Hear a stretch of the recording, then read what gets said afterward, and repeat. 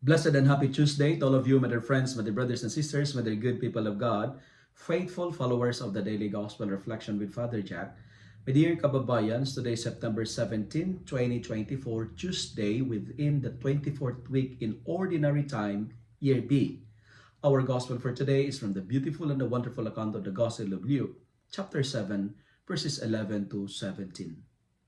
Our gospel for today present to us a very sad and desperate situation. Sad because it is an experience of death. My dear friends, my dear followers, how do we respond to the misfortunes of others? You know what? No words can describe the pain of losing someone. This woman here in today's gospel is the most unfortunate woman in the Bible. Why? Because number one, she is a woman. During the time of Jesus, women were considered voiceless, they have no status in life, they belong to the margin and the periphery. Second, she's a widow. And third, she lost her one and only treasure, that is her son. However, amidst of this very sorrowful situation, Jesus brings compassion and joy. He touched the stretcher. He's touched the coffin. And you know, it is against the law. Why? Because touching the dead will make you unclean, will make you unfit. But Jesus did it for the sake of love and compassion. And I love the words of Jesus.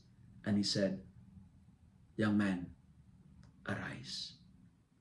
God has the power to make us to life again. Uh, he can bring, I mean, he can, the gospel is trying to tell us that God takes no pleasure in the death of anyone. God does not want us to cry, to suffer, and to experience misery in life. We have a God who always turn whatever is ugly, whatever is unpleasurable, whatever is hurtful into something amazing and beautiful. We have a God who can always gives us hope and joy. And the message of today's gospel is very clear. When we encounter Jesus, sorrow will be turned into joy. Tears will be wiped out. Our mourning will be changed, will be transformed into rejoicing. When we encounter Jesus, it is no longer a procession towards the cemetery, but it is an encounter or an entrance towards the glory, towards eternity. When we encounter Jesus, our crying will be changed into smiles and joys.